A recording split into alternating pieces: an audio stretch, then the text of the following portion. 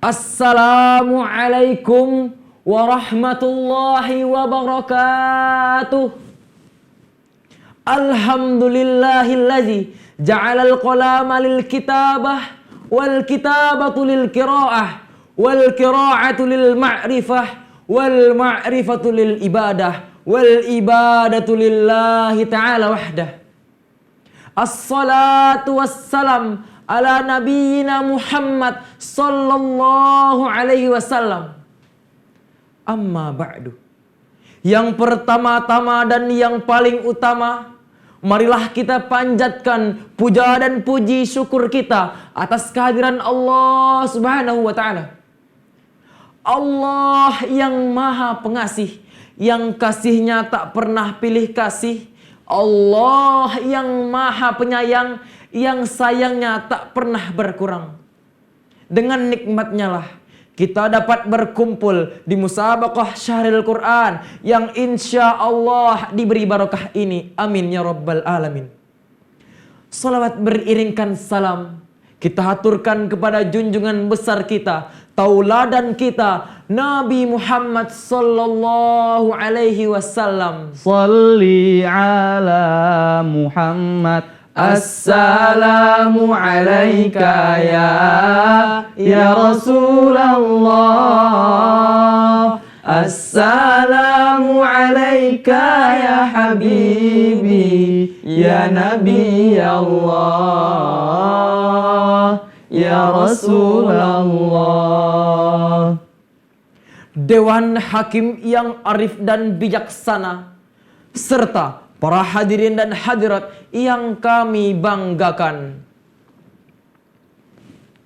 Rasa persatuan dan kesatuan amat sangat dibutuhkan di era reformasi dan demokrasi ini. Keadaan umat Islam, sadar ataupun tidak sadar, setuju ataupun tidak setuju, kita semua sedang diadu domba dan diuji kepapanannya.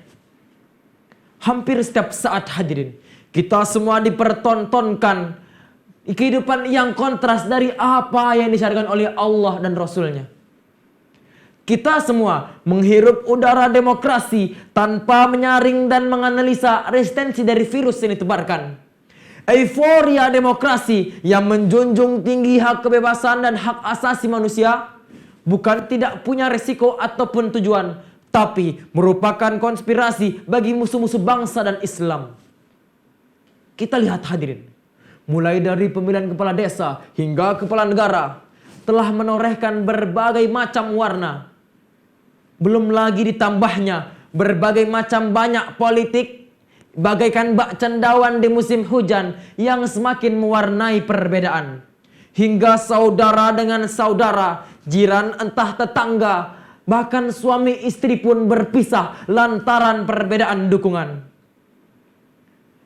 Maka pada kesempatan kali ini, dengan hadirnya urgensi dalam konsep bela negara Islam, izinkanlah kami membawa syarahan Quran dengan judul Nasionalisme dalam Konsep Islam.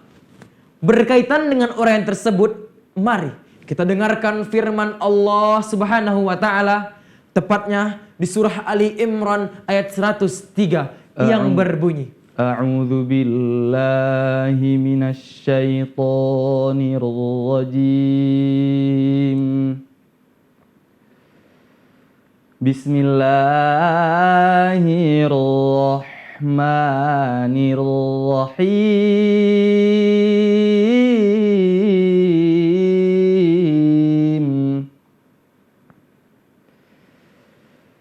Wa'tasimu bihablillahi jami'an wa la tafarraqu.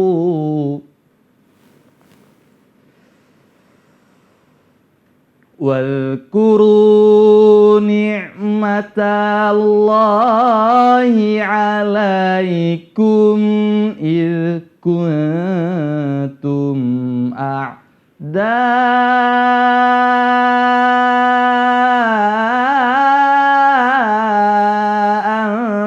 fa'alafa baina qulubikum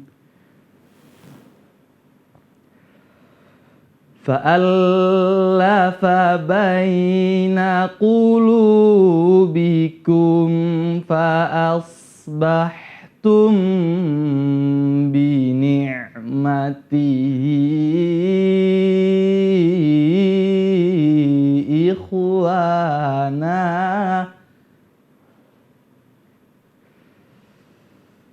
wa kuntum ala syafa hufratin minan nari fa'anqadhakum minha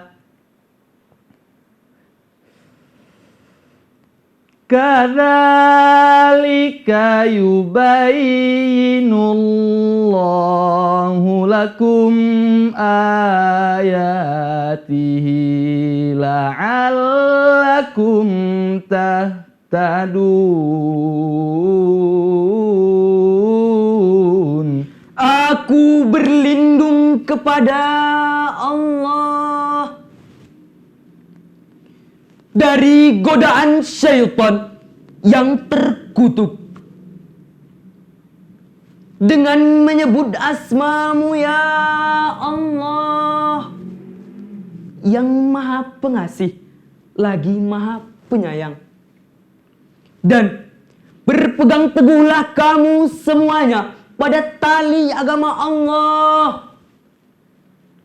Dan janganlah kamu bercerai-berai. Dan ingatlah nikmat Allah kepadamu ketika kamu dahulu pada masa jahiliyah saling bermusuh-musuhan. Lalu Allah mempersatukan hatimu. Sedangkan ketika itu kamu berada di tepi jurang neraka.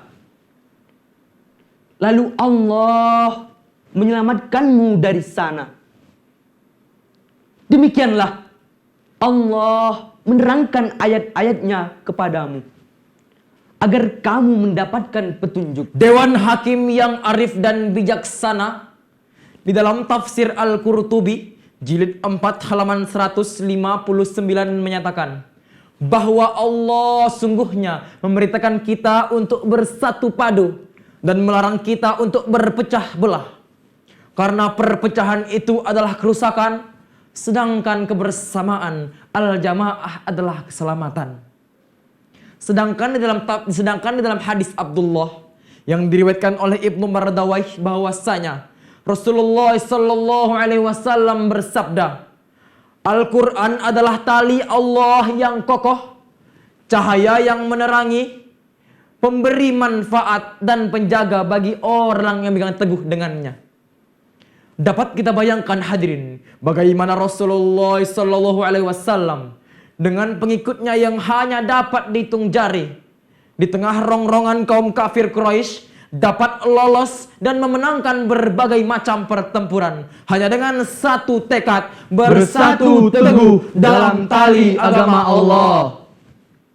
Jika kita menengok ke belakang hadirin, bagaimana para pendiri bangsa, the founding father, membangun rasa kebersamaan dan persatuan di antara berbeda kalangan, suku, budaya ataupun agama. Hanya dengan semboyan, lebih baik mati berkalang tanah daripada hidup tapi dijajah. Allahu Akbar, Allahu Akbar, Allahu Akbar. Maka ceceran darah pun mengalir deras di bumi pertiwi. Tak dihiraukan lagi sudah berapa nyawa yang melayang di bumi ini.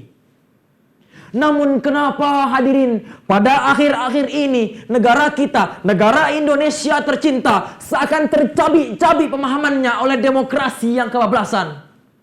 Pertikaian sepele dapat menjadi persoalan yang horizontal yang melibatkan wilayah kecil hingga wilayah yang lebih luas. Perkelahian antar pelajar yang menjadi tontonan yang memalukan hingga memilukan. Bukan mustahil akan menjadi akar yang menjalar yang akan memperak-porandakan rasa persatuan dan kesatuan. Padahal Allah Subhanahu wa taala telah berfirman di dalam ayatnya di surah Al-Hujurat ayat 13 yang berbunyi, Ya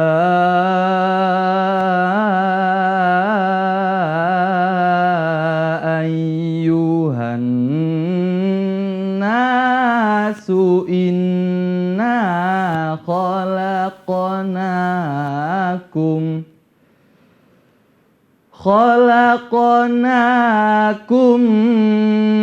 min dzakarin wa untha wa ja'alnakum syu'uban wa qabaila lita'arafu.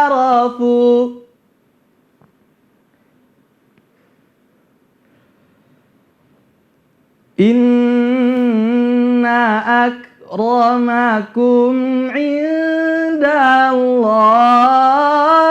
atqakum, innallaha alimun khabir.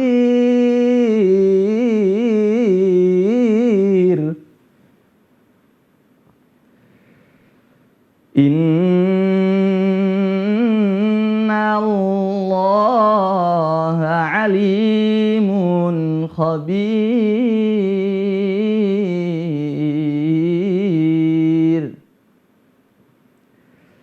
Sadaqallahul azim.